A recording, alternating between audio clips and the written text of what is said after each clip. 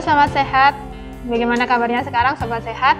Kali ini Bincang Sehat akan mengadakan ngobrol sehat di Rumah Sakit Umum Daerah Sumber Gelaga bersama Dr. Edi Cahyono. Dr. Edi Cahyono ini beliau sudah sangat-sangat lama di Rumah Sakit Sumber Gelaga dan beliau juga sudah lama bertugas di bagian kusta ya dok ya? Iya. Nah jadi kali ini kita akan membahas tentang penyakit kusta ya dok ya? Iya. Jadi kita akan berbincang-bincang sedikit tentang deteksi dini pada pasien kusta atau penyakit kusta atau biasanya disebut dengan lepra ya dok ya? Iya. Nah, Dr. Edi, sebelumnya kita akan berbicara tentang pasien kusta ini atau penyakit kusta. Kita mau ngobrol sedikit ya dok ya. Kira-kira Dr. Edi ini sudah berkecimpung berapa lama nih dok di dunia perkustaan? Untuk di kusta saya sudah mulai, saya masuk Sumber Gelaga itu 2008. 2010 saya sudah bertugas di kusta, di poli kusta, mulai dari rawat inap, terus poli rawat jalan dan kamar operasi di situ. Jadi full saya ada di kusta. 2008 ya dok? 2000, mulai 2010. 2010. Oh jadi sudah lama sekali ya. Pantas fans-fansnya Dr. Edi ini banyak sekali ya. Jadi beliau sangat terkenal nih. Alhamdulillah masih dipercaya sama masyarakat. Iya gitu ya dok. Baik, gimana dok kabarnya ini sebelum kita mulai? Sehat? Alhamdulillah sehat mbak. Sehat ya, di tengah pandemi tetap sehat ya dok ya? Harus tetap sehat dan tetap semangat. Baik, untuk penyakit kusta ini ya dok ya, ini kalau kita kenal ini udah sangat-sangat lama ya penyakit lepra ini. Bahkan di zaman dulu, zamannya nabi-nabi itu juga sudah ada penyakit lepra dan itu dikenal sebagai penyakit kutukan kalau zaman dahulu ya dok ya? Betul. Dan masih banyak masyarakat kita ini menganggap bahwa penyakit kusta itu adalah penyakit kutukan, sehingga mereka yang terkena kusta itu mendapat diskriminasi biasanya untuk masyarakat dan dianggap sebagai kutukan. Nah, karena bisa menyebabkan kecacatan fisik, sehingga banyak masyarakat itu yang takut, jangan-jangan nanti tertular kalau dekat, jangan-jangan nanti dia itu kena kutukan ini, sehingga mereka dikucilkan ya dok ya. Iya. Nah, untuk segi medisnya ini dok, kira-kira definisi kusta ini sendiri apa dok? Nah, sebelum memang kusta itu sendiri itu penyakit kronis, untuk definisi medis ya, penyakit kronis yang disebabkan oleh Mycobacterium lepra, dan pada kusta ini menyerang pada saraf perifer atau saraf tepi.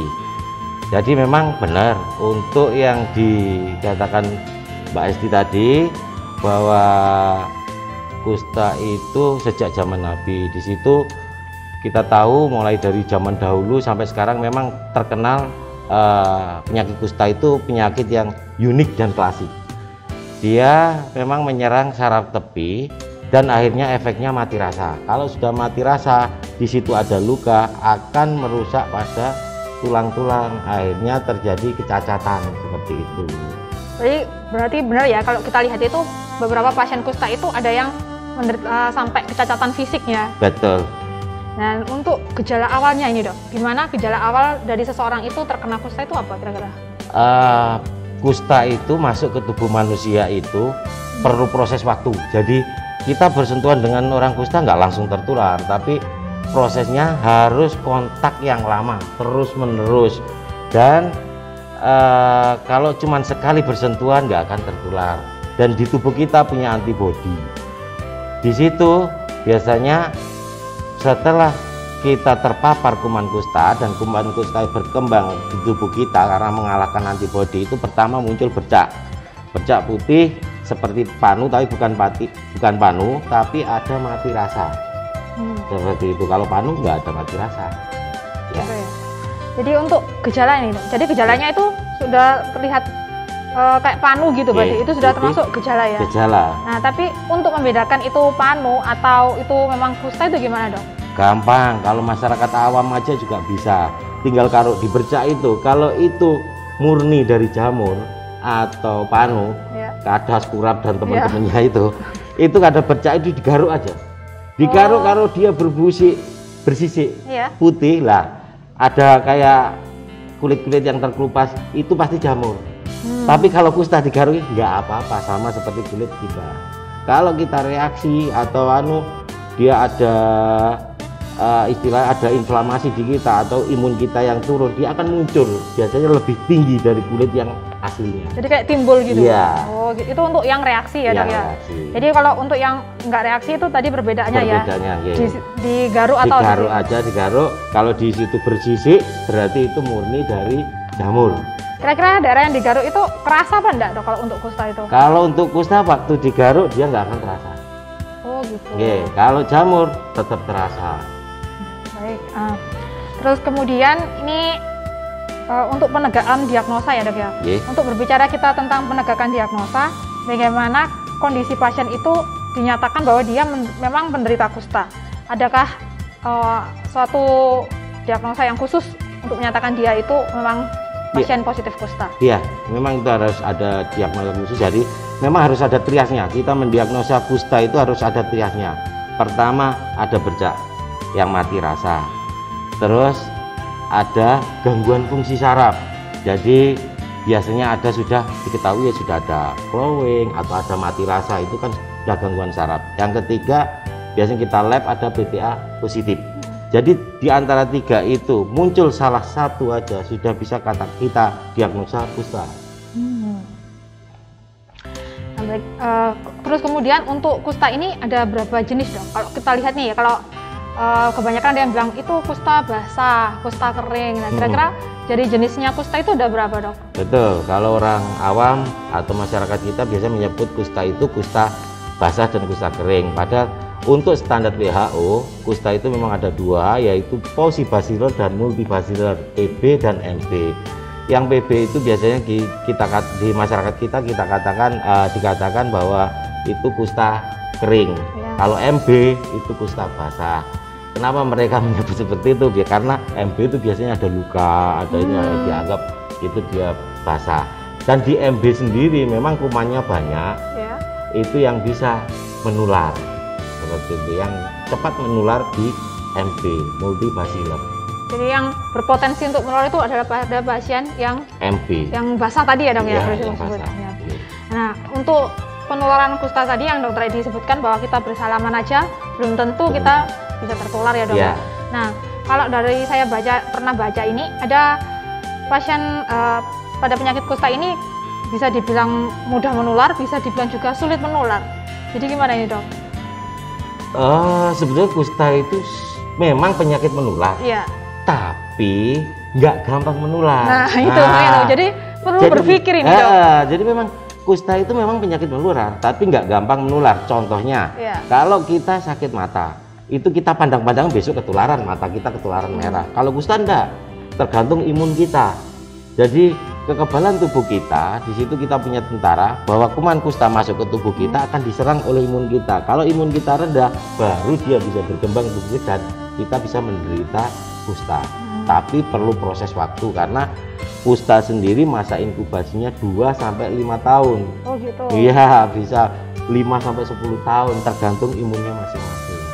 Baik. Jadi kalau kita bersalaman sama orang kusta itu belum tentu kita langsung kena kusta ya, Dok ya? Enggak.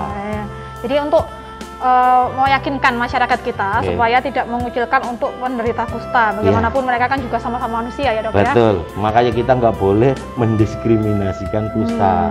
Karena di situ sudah penjabarannya jelas. Dari ilmunya dari dulu sampai sekarang juga kusta juga nggak habis-habis. Tapi penderitanya dari sekian orang per 10.000-nya kan masih per 1.000-nya kan masih jarang gitu loh. Apalagi untuk Jawa Timur sudah insya Allah mendekati eliminasi. Baik, terus untuk penyakit kusta ini dibilang kan menyerang awalnya itu di kulit ya. Nah, untuk kulit itu apa kira-kira sampai berubah warna, dan di daerah kulit mana yang biasanya diserang awalnya, Dok? Biasanya rata-rata itu yang ada, nggak bisa kita sebut di mana. Biasanya memang kalau dia terpaparnya di sekitar tangan biasanya simetris bercaknya, kiri dan kanan itu ada. Oh gitu ya. Seperti itu. Kalau di wajah ya gitu ada. Terus ada yang bentuk seperti bercaknya itu seperti donat. Nah itu yang bahaya. Biasanya kalau seperti itu nanti pasiennya rawan reaksi, dan tipenya biasanya MB, gampang menular. Seperti itu bisa di wajah. Tapi untuk pengambilan sampel lab yang paling bagus memang di cuping telinga. Kenapa kita ambil di cuping telinga? Untuk estetika. Kalau di bercaknya kita ambil pasti positif, tapi estetikanya jelek, nanti akan jadi jaringan parut. Jadi untuk kecacatan lebih tinggi, makanya tetap standarnya diambil di cuping telinga. Jadi unik sekali ya dok ya. Iya, kalau di tangan, di tangan berarti bisa muncul simetri, iya, di wajah juga simetri. Iya, jadi unik ya penyakit. Unik, betul. Baik. Makanya dokter Edi kok betah ya belajar kusta ya. Karena tertantang. Oh tertantang. Ya, tertantang ya, dengan keklasikan ini bentuk Mycobacterium leprae. Iya. Nah, ini untuk deteksi dini pada kusta ini gimana dok? Supaya kita itu jangan sampai kasep atau telat ya dok. Karena kalau kita tahu ketika kita telat berobat kalau kita penyakit kusta biasanya terjadi kayak komplikasi, kecacatan kayak gitu ya dok. Nah ini gimana cara kita deteksi dini? Pertama harus hygiene. Jadi kebutuhan kita mulai dari kebersihan diri, rumah itu lingkungan harus tetap dijaga. Apalagi yang di daerah-daerah yang contohnya susah air, daerah kering. Biasanya dari situ ada satu titik mata air, terus mereka banyak kumpul di situ mandi bersama lah, itu yang harus segera dihindari. Pokoknya kebersihan diri harus dijaga karena kita tahu bahwa kusta itu menularnya karena kontak yang lama terus menerus. Jadi biarpun satu keluarga pun belum tentu mereka semua tertular kusta seperti itu. Jadi yang penting itu kebersihan diri, makan yang cukup bergizi, teratur gitu. Jadi supaya tidak terjadi kasep tadi ya, supaya tidak kasep tadi berarti ketika kita mendapati kayak bercak atau kita untuk meyakinkan harus cepat periksa ya dok. Betul, periksa di tempat-tempat pemeriksaan kayak puskesmas itu bisa. Sudah bisa ya dok sudah bisa, teman-teman puskesmas sudah pinter-pinter. Iya. Kemudian untuk ini dok, untuk pengaruh ke jenis kelamin kira-kira ada pengaruh nggak bahwa pasien kusta ini, penderita kusta ini lebih banyak perempuan atau laki-laki? Untuk dari data WHO sebetulnya memang ada kecenderungan, cuman di sini laki-laki lebih tinggi. Lebih tinggi dari wanita, cuman dia nggak menutup kemungkinan laki-laki atau perempuan bisa terpapar teman kusta. Gitu. Kira-kira apa yang bisa menyebabkan kalau laki-laki itu lebih tinggi itu kenapa dok? Karena aktivitas. Oh aktivitas. Karena aktivitas mereka terus berkumpul. Dia sering mobil karena laki-laki rata-rata bekerja, jadi dia mobil ke daerah A dan tinggal di situ lama seperti contoh kayak tukang atau bekerja di daerah keluar pulau atau ke daerah endemis kusta kan mereka nggak tahu. Dia beraktivitas di situ dengan kumpul yang lama tanpa mempedulikan gizi yang cukup, terus pola makan yang nggak seberapa bagus, akhirnya dia terpapar oleh kuman kusta itu. Baru setelah karena masa inkubasinya yang panjang, dia pas pulang baru terdiagnosa. Padahal di sekitarnya nggak ada. Oh begitu ya. Seperti itu. Baik, untuk komplikasi nih dok ya. Kira-kira komplikasi apa yang paling ditakuti pada pasien kusta ini? Biasanya kecacatan. Kalau kecacatan itu karena cacat di kusta itu ada 2. Jadi ada 3. Jadi cacat 0, cacat 1, cacat 2. Cacat 0 itu ya memang istilahnya nggak tampak ya, nggak tampak.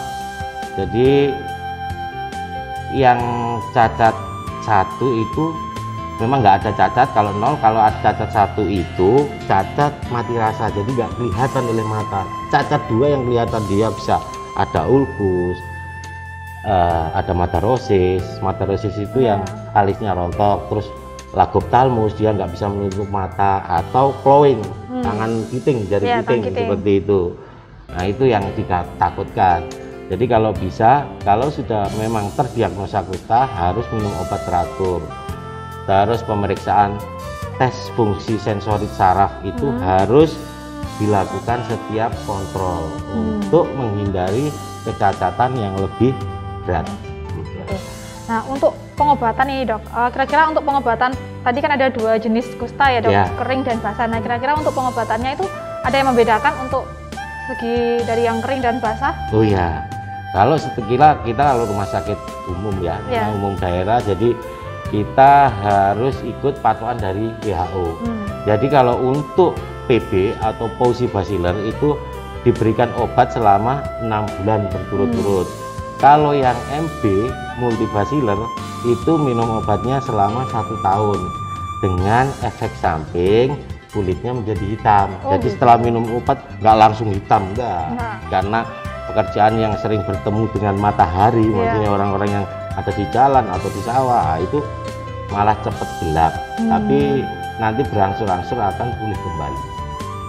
Jadi kalau mereka seperti itu kadang itu takut ya Dok, nanti jangan-jangan aduh kalau saya minum ini nanti saya hitam gitu kan. Iya, biasanya seperti itu. Akhirnya mereka jangan pengobatan dulu lah atau apa gitu, untuk apalagi kalau wanita saya rasa takut juga ya Dok ya. Iya, tapi kan kita sekarang ada jadi regenerasi, ada obat yang memang kalau itu obat itu yang itu kan obat juga sudah lama dan banyak orang-orang yang nggak tahan alergi. Ada obat yang nggak bikin gelap, itu ada, cuman dari jajaran standar WHO belum bisa dilaksanakan. Tapi kalau itu bisa diberikan pada ya istilahnya nggak masuk BPJS kayak gitu, jadi harus beli sendiri. Gitu. Jadi tanggung BPJS berarti ya Dok ya. Nah kalau orang melihat penderita kusta ini, kalau kita lihat ini kayaknya ada yang sampai down gitu ya Dok ya, kayak nggak terima gitu loh, masih belum bisa nerima kalau dia kena kusta sampai down. Terus kira-kira penyakit kusta ini kalau dia minum obat teratur bisa sembuh, bisa benar-benar sembuh, atau nggak ada harapan lagi misalnya gitu, gimana Dok? Jadi gini, sampai di mana kesembuhan itu ya, sembuhnya itu kan tanda kutip juga. Kalau si pasien itu sebelum ada kecacatan, insya Allah 100% bisa sembuh. Tapi kalau sudah datang karena disembunyikan, karena dikucilkan dulu, datang sudah cacat, nah itu yang nggak bisa kembali. Cuman rumah sakit ini bisa melakukan namanya operasi rekonstruksi. Jadi fungsi rekonstruksi sendiri itu fungsinya untuk mengurangi kecacatan, bukan menyembuhkan, seperti itu. Jadi jangan sampai terjadi kecacatan lebih lanjut gitu ya Dok ya. Baik, kalau ini saya juga dengar nih di rumah sakit kita ini ada program UPB ya Dok ya. Kalau sekarang mungkin bakti sosial namanya ya Dok ya. Bakti sosial. Nah ini ke 20 kabupaten kota yang ada di Jawa Timur. Nah Dr. Aidi ini kayaknya penggeraknya yang pertama ya Dok ya. Yang pertama dulu ya. Jadi beliau ini sudah sampai di kabupaten kota mana aja ya Dok ya? Iya, pokoknya 20 kabupaten kota di Jawa Timur, wilayah Rumah Sakit Sumber Gelaga. Ya. Dan kira-kira yang dilakukan di sana apa aja nih Dok? Karena di sana biasanya ini berangkat sama tim ya Dok ya? Timnya apa aja nih Dok? Tim kita itu ada yang perawat, ada perawat untuk kamar operasi, ada fisioterapi, ada ortesis untuk kaki palsunya, dan ada dokter. Jadi tim itu ada 6 orang ya Dok? 6 orang tambah 1 untuk administrasi. Dari kira-kira itu di sana itu ngapain aja nih Dok aktivitasnya? Kita lihat biasanya kalau memang perlu di sana ada tindakan rawat luka. Biasanya kalau daerah yang belum pernah kita kunjungi, lukanya itu kotor, jadi kita bersihkan sampai tulang-tulangnya rusak, bisa kita kerjakan di sana. Jadi untuk operasi rekonstruksi ringan bisa kita lakukan di daerah-daerah, mulai kayak splenectomy, terus rawat luka, seperti itu bisa kita kerjakan.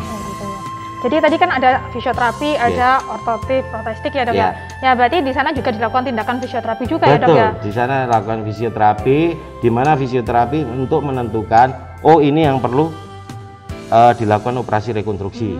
Ini perlu dibuatkan kaki palsu atau alat bantu yang mengurangi untuk kecacatan si pasien. Kira-kira alat bantu apa aja nih Dok?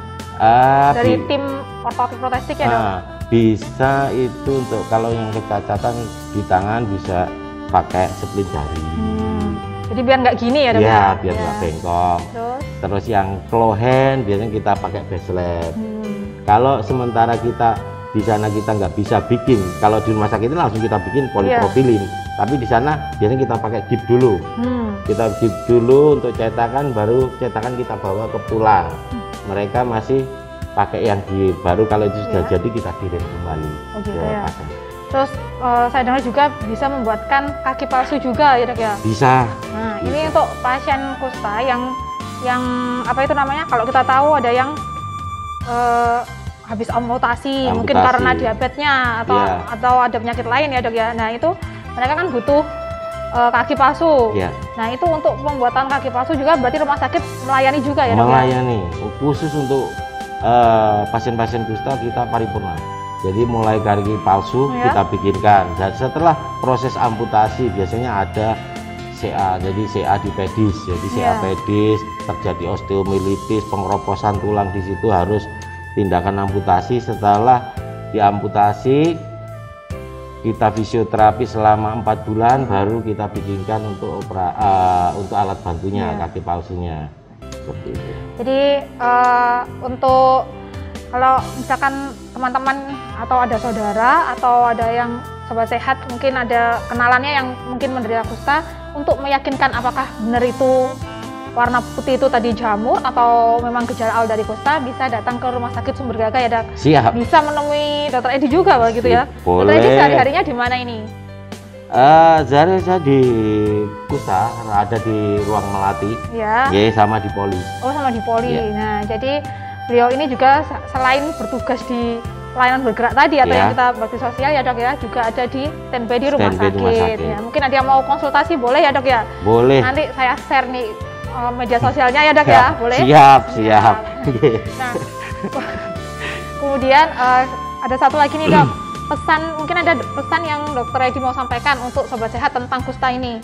Apa ini? Mungkin pesan sosial atau pesan kesehatan, enggak apa-apa nih? Oke, jadi gini, kita sesama manusia harusnya saling menghormati dan menghargai. Dimana kalau ada penderita kusta, jangan dikucilkan, jangan disingkirkan, mending kita rangkul mereka, kita ajak untuk periksa berobat. Jangan sampai mereka kalau sudah kena kusta jadi identik yang dulu, kusta itu bikin manusia jadi miskin, itu kita tinggalkan. Ayo kita sama-sama bersama mendukung program pemerintah juga dunia untuk menghormati sesama manusia yang menderita kusta. Jadi bawalah pasien tersebut ke pemeriksaan terdekat, boleh di Sumber Gagah atau di puskesmas. Gitu ya pesannya. Ya. Baik, untuk sobat sehat, demikian bincang sehat kali ini ya dok ya, tentang kusta. Jadi untuk sobat sehat yang ingin bertanya, mungkin ada pertanyaan tentang kusta dan lain-lain, bisa menanyakan ke Dokter Edi, nanti saya share untuk media sosialnya beliau, bisa komunikasi langsung ya. Dan untuk sobat sehat yang membutuhkan informasi atau jadwal praktek dokter spesialis yang ada di Rumah Sakit Sumber Gagah, bisa follow akun resmi media sosial Rumah Sakit Sumber Gagah di Instagram, Facebook, YouTube, dan Twitter kami. Jadi untuk yang ingin bertanya bisa di WhatsApp kami di 081 1303 63 kali dan 3. Baik, Dokter Edi, terima kasih untuk waktunya dan juga untuk ilmunya yang sudah dibagikan kepada kami semua. Sama-sama. Jadi jangan lupa ya dok ya, untuk pesannya untuk di pandemi ini tetap jaga protokol kesehatan ya dok ya. Iya. 5M selalu. Terima kasih dok. Sama-sama. Dadah. Berikut adalah foto dan video pelaksanaan unit pelayanan bergerak atau UPB di 20 kota kabupaten di Jawa Timur.